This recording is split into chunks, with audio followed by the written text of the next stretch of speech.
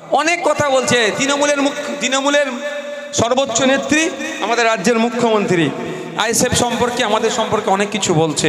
আজকের এই মঞ্চ থেকে আমি জানিয়ে দিতে চাই, যদি সাহস থাকে মমতা ব্যানার্জির মহাশয়ার আইএসএফের নেতাদের নাম ধরে কবে কোথায় কত টাকা নিয়েছি এটা বলুক, তারপরে কোথায় নোটিশ পাঠাতে হয়, কাকে নোটিশ পাঠাতে হবে, কালীঘাটে কিভাবে নোটিশ পাঠাতে হবে আইএসএফ ভালোভাবে জানে, নওশাদ সিদ্দিকী জানে, বুঝিয়ে দেবে।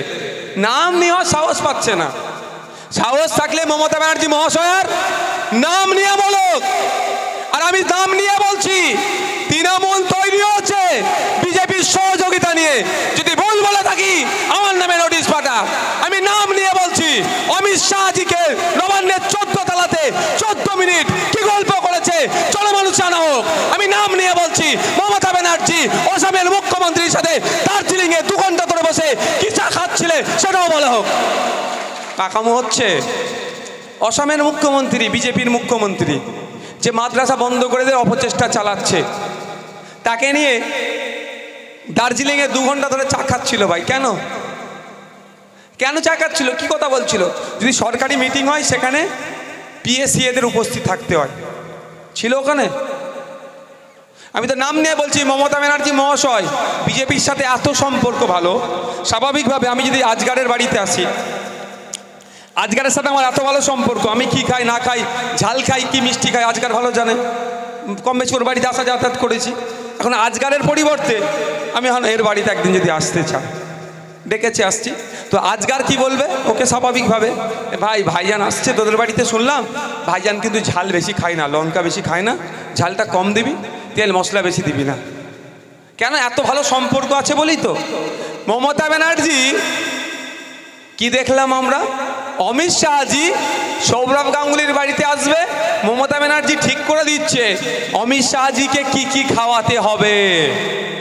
বুঝতে পারছেন তো কত সুসম্পর্ক ওনাদের। অমিত শাহজি মিষ্টি খেতে ভালোবাসেন কি ঝাল খেতে ভালোবাসেন ওটা উনি আগে থেকেই জানেন, মানে কতবার খাইয়েছেন উনি দেখলাম তো। মোদিজির জন্মদিনে ফুল মিষ্টি পাঠাচ্ছে না নওশাদ সিদ্দিকী আইএসএফ বিজেপির দালাল।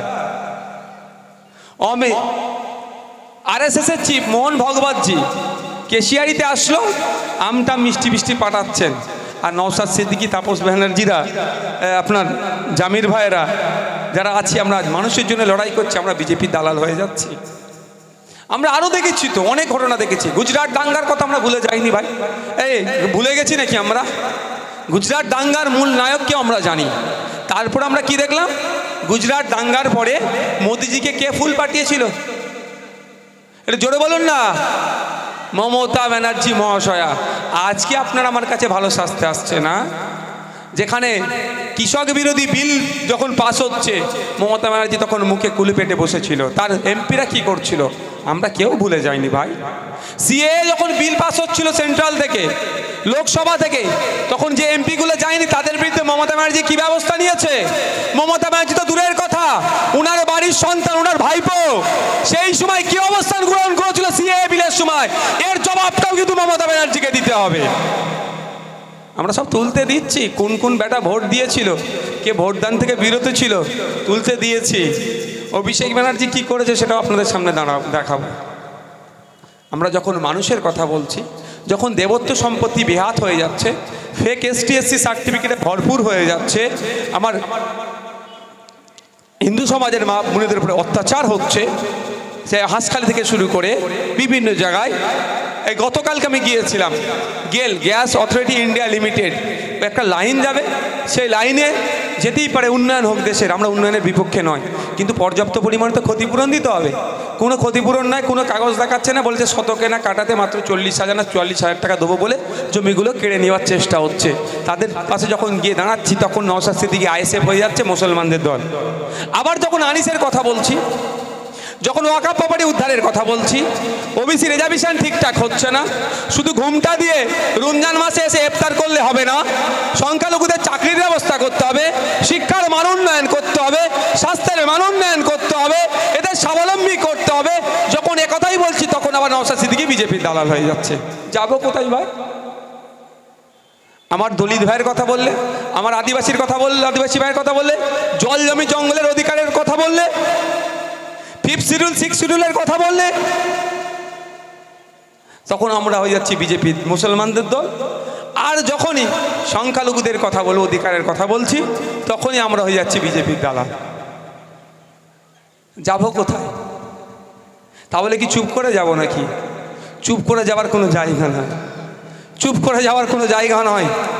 আমরা ভুলে যাইনি বিনয় বাদল দীনেশের কথা, আমরা ভুলে যাইনি শহীদ আশফাকুল্লাহ খানের কথা, আমরা ভুলে যাইনি শহীদ ক্ষুদিরামের কথা, আমরা ভুলে যাইনি শহীদ প্রফুল্ল চাকির কথা, আমরা ভুলে যাইনি শহীদ প্রীতিলতা ওয়াদ্দেদারের কথা, আমরা ভুলে যাইনি আপনার আমার পীর মোর্শেদ ফুরফুরার পীর আবু বকর সিদ্দিকীর কথা, আমরা নেতাজি থেকে শুরু করে গান্ধীজির আত্মত্যাগের কথা ভুলে যাইনি। তাদের আত্মত্যাগ আত্মবলিদানের ফলে আমরা সংবিধান পেয়েছি, স্বাধীন দেশ পেয়েছি। সুতরাং আজকে আমাদের স্বাধীন দেশে যারা আমাদেরকে পরাধীনতার শিকলে আবদ্ধ করতে চাইছে, তাদের বিরুদ্ধে নতুন করে আমাদের লড়াই করতে হবে। গণতান্ত্রিক প্রক্রিয়াতে আমাদের বাড়ি থেকে নতুন করে বিনয় বাদল দীনেশ হতে হবে, আশফাকুল্লাহ হতে হবে, বিরসা মুন্ডা হতে হবে, ভগৎ সিং হতে হবে, প্রফুল্ল চাকি হতে হবে, শহীদ ক্ষুদিরাম হতে হবে। আমাদের মধ্য থেকে উঠে সংবিধান এবং দেশকে রক্ষা করতে হবে। কি প্রস্তুত আছেন না নাকি? আছেন তো? কারা প্রস্তুত আছে হাত তুলুন তো ভাই। প্রস্তুত আছেন তো? নতুন করে আমাদেরকে গণতান্ত্রিক প্রক্রিয়াতে লড়াই শুরু করতে হবে। আপনার অধিকার, আরে আপনার জমি, আপনার কাছে কনভার্সনের রেকর্ড আছে, আপনি ট্যাক্স কাটেন, আপনি ভিডিও থেকে বা পঞ্চায়েত থেকে বা জেলা পরিষদ থেকে পারমিশন নিলেন, ট্যাক্স কেটে আপনি বাড়ি করতে যাচ্ছেন, সালা ভিখারির মতো এসে হাত পাচ্ছে, কি বলছে 10,000 দিতে হবে নাহলে বাড়ি করতে দেবো না।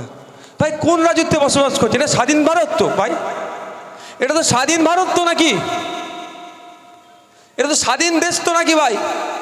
আমার দলিল, আমার পর্চা, কনভার্সনের সার্টিফিকেট আমার কাছে, প্ল্যান স্যাংশন করেছি, সেখানে ট্যাক্স দিয়েছি, সমস্ত পেপার রেডি করেছি, সমস্ত বৈধ পন্থা অবলম্বন করে আমি ঘর করতে চাচ্ছি, আমার বাড়ির সামনে এসে 10,000 দিতে হবে নাহলে ভাড় করতে দেবো না।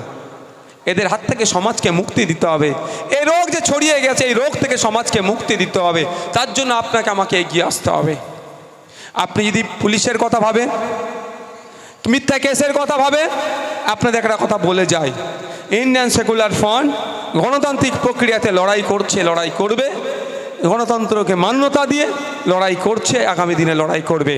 তবে আমাদের কর্মী সমর্থকদেরকে যারা ডিস্টার্ব করছে, কর্মী সমর্থকদের নামে যারা ফেক কেস দিচ্ছে, মিথ্যা করে কেস দিয়ে ডিস্টার্ব করছে, সেই সমস্ত চারানার নেতাদেরকে আমি মিডিয়ার মাধ্যমে, মাইকের মাধ্যমে শুনিয়ে দিতে চাই, আমার ভাইকে প্রয়োজনে বারাসাত কোর্ট জামিন করাবো, অন্যথায় কলকাতা হাইকোর্ট থেকে করাবো জামিন, সেখান থেকেও যদি না জামিন পাই সুপ্রিম কোর্টে যাব আমার ভাইয়ের জন্য, সেখান থেকে আমি জামিন করি, আমরা জামিন করিয়ে নিয়ে আসব। কিন্তু এটা ভুলে যাবেন না, মিথ্যা কেস কিন্তু 2 বছর 4 বছর, কত ম্যাক্সিমাম 5 বছরের মধ্যে মিটমাট হয়ে যাবে। এটা কি বলে? ডিসমিস হয়ে যাবে, কেস ডিসমিস হবে। তখন কি আইএসএফ নওশাদ সিদ্দিকী ছেড়ে দেবে? তুমি পুলিশের তোমার পার্টির ক্ষমতা দেখিয়ে পুলিশকে সাথে নিয়ে, সব পুলিশ নয়, পুলিশের একটা অংশকে সাথে নিয়ে আমার ভাইকে কেস করেছিলে, আমার ভাইকে কোনো হয়তো জেলেও দিয়েছো, আমার ভাইকে পেরেশানি করেছো, তার জন্য আমাকে জামিন করাতে হয়েছে। এ কেস ডিসমিসের পরে ওই আমার ভাইকে দিয়ে আপনার পাড়ার যে চারানার নেতাটা কোনো দাদা দিদির কথা শুনে কেস করেছিল, তার নামে আমরা মানহানি মামলা ঠুকবো, তাকে আমরা ছাড়বো না। তখন দেখব কোন দাদা দিদি তাকে বাঁচাতে আসে, মানে আইনের মাধ্যমে আমরা মানহানি মামলা ঠুকবো। আমার ওই ভাইয়ের সম্মানে হানি লেগেছে, আমার ওই ভাইকে জেলে যেতে হয়েছে, আমার ওই ভাইকে কোর্টে উঠে জামিন নিতে হয়েছে, তাহলে আমার ভাইয়ের সম্মান গিয়েছে। আমাদের আইএসএফ আমার ভাইয়ের সম্মানকে মাথায় রাখে, আইএসএফ আমাদের কর্মীর প্রাধান্য দেয়, আইএসএফ নেতাদের থেকেও কর্মীর সব থেকে বেশি সম্মান দেয়। কর্মীকে অপমান করেছে, আইএসএফ রাজ্য কমিটি চুপ করে বসে থাকবে না, তার বিরুদ্ধে আইনি লড়াই যাবে। যারা মিথ্যা কেস দিয়েছো প্রস্তুত থাকো, প্রস্তুত থাকো, আগামী দিনে কেস ডিসমিস হবে, মানহানি কেসের জন্য প্রস্তুত থাকো। এখন দাদা দিদির কথা শুনে খুব কেস করে দিচ্ছ, দাও, দাদা দিদি তখন পাশে থাকবে না। এই অনুব্রত মণ্ডলের কথা শুনেছেন তো আপনারা, জেলার প্রেসিডেন্ট, কেউ সাথে আছে? ওই একবার করে বলতে হয়, ওই জন্য মমতা ব্যানার্জি বলছে ওরা ওদের আমি দেখছি, না বললে আপনাদের পাড়ার যেগুলো অনুব্রত চেলা টাইপের আছে তারা ভয় পেয়ে যাবে, তো ওদেরকে অক্সিজেন দেওয়ার জন্য করে বলে। অনুব্রতের কন্যা বলছেন, অনুব্রত মণ্ডলের কন্যা বলছেন যে উনি অ্যারেস্টের 1 মাস পর্যন্ত কলকাতা অর্থাৎ রাজ্য স্তরের কোনো নেতারা ওনার সাথে যোগাযোগ করেনি। অনুব্রত মণ্ডল জেলার প্রেসিডেন্ট, সে অ্যারেস্টের 1 মাস পর্যন্ত তার পরিবারের সাথে কেউ যোগাযোগ করেনি। আপনার পাড়ার যারা চারানার নেতা খুব উড়ছে, তারা অ্যারেস্ট হয়ে গেলে কেউ যোগাযোগ করবে তো? হ্যাঁ, তাদেরকে বলছি প্রস্তুত থাকুন, অন্যায় করবেন জবাব আইনের মাধ্যমে দেওয়া হবে। সৌজন্যতা রাজনীতি করুন, ওয়েলকাম করবো আমরা, আমরা গোলাপ ফুল দেবো।